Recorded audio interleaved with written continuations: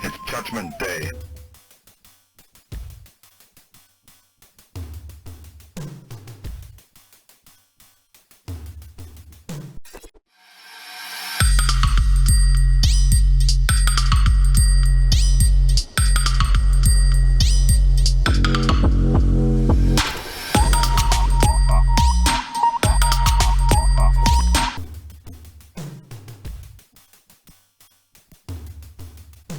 Fire at will.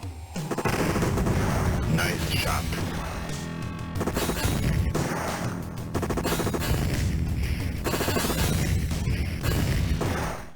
Hello and welcome back everyone. Terminator 2 was one of the very best action films from my youth. One of the most iconic films for anyone from my generation, and at the time, the greatest visual effects ever seen in a movie. And like with all popular movies, a game was sure to be created. The problem was, the studio had granted an awful lot of licenses to software companies to make a game based on it.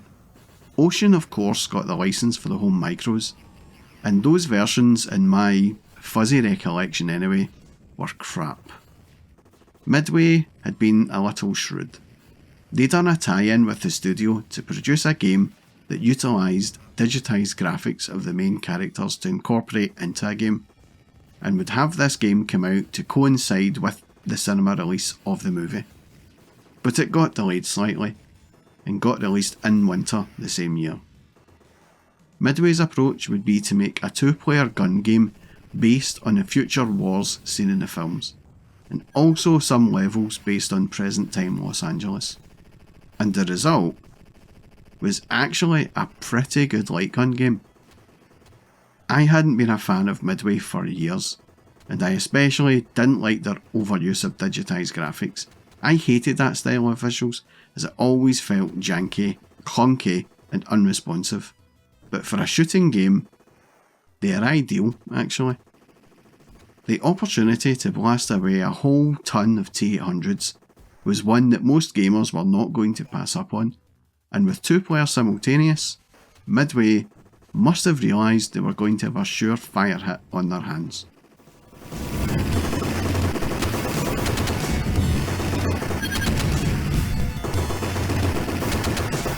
Above you.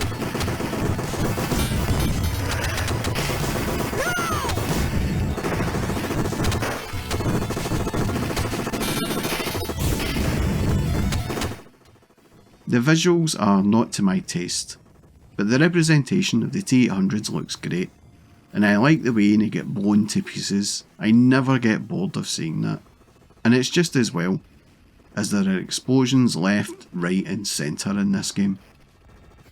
The ravaged look of Los Angeles in the future looks pretty much just like it did in the movies.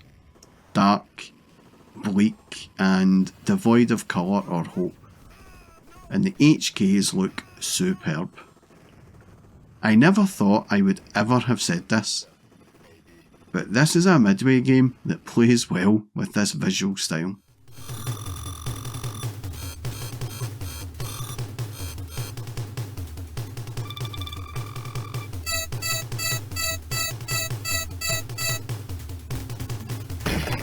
HK, look out!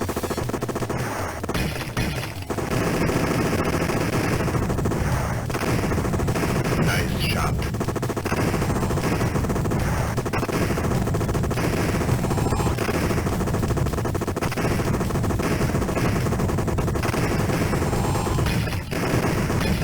Let's go!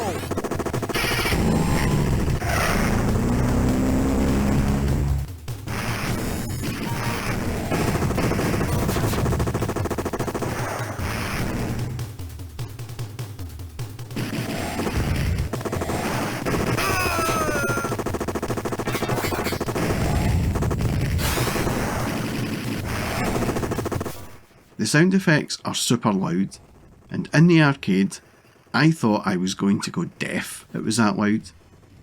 You could hear this game in an arcade as soon as you walked in. It was a good way to attract gamers, I guess. And then we have some sampled speech. And I still can't tell if this is Arnold or some Arnie impersonator doing these quips. But who cares? In the midst of a gunfight, it sounded freaking brilliant. The gun battles seem to go on forever, and there is never any let up in the shooting, so even though the sound effects are good, they do start to get a little annoying at times.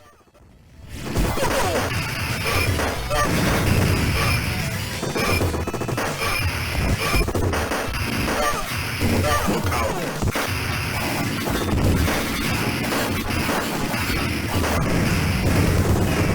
Hurry up.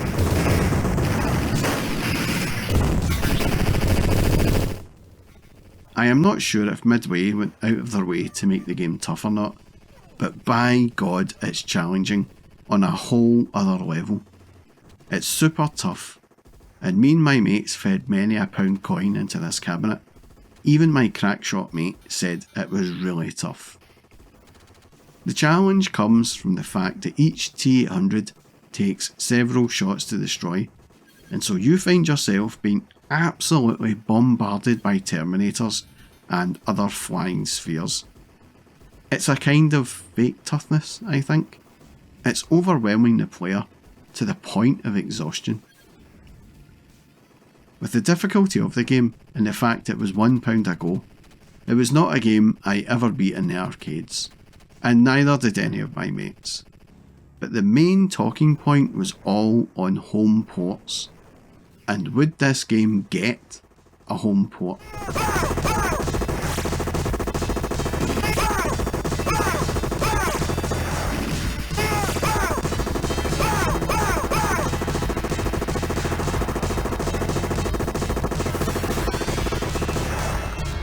Help! Terminator!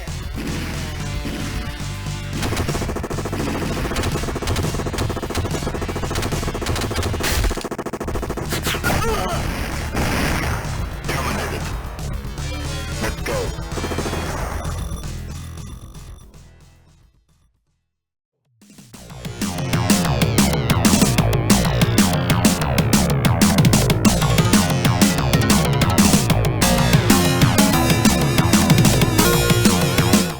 The first home port I ever played was a Megadrive one.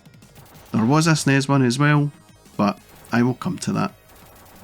Terminator 2, the arcade game, was a perfect game to port to 16-bit consoles. You see, Sega and Nintendo had both released light gun peripherals.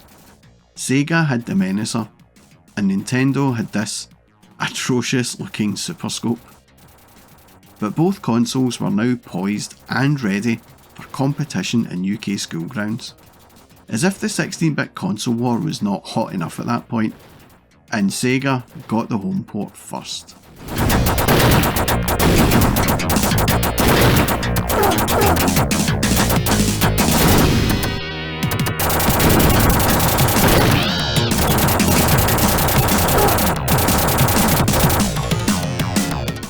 The game utilised the Menacer light gun, or a joypad. But the first thing you notice is the drop in visual quality.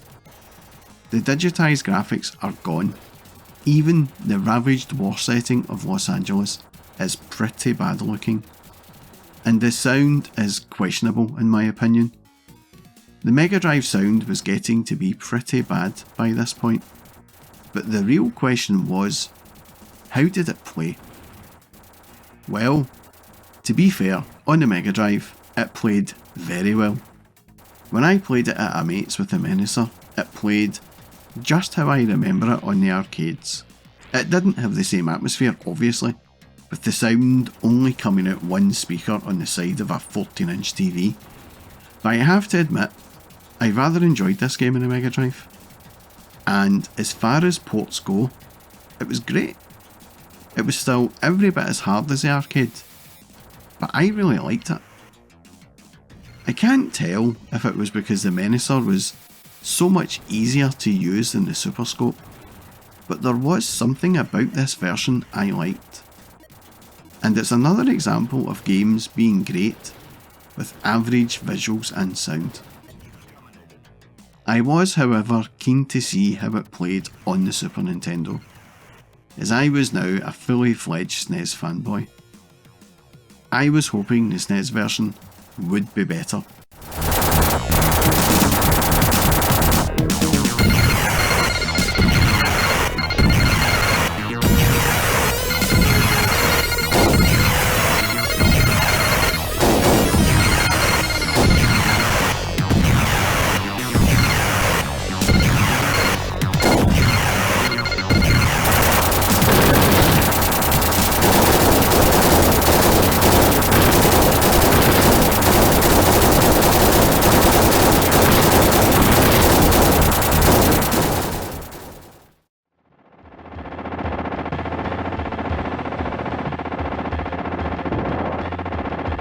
To begin with, the SNES version looks closer to the arcade than the Megadrive version, especially the heads-up display.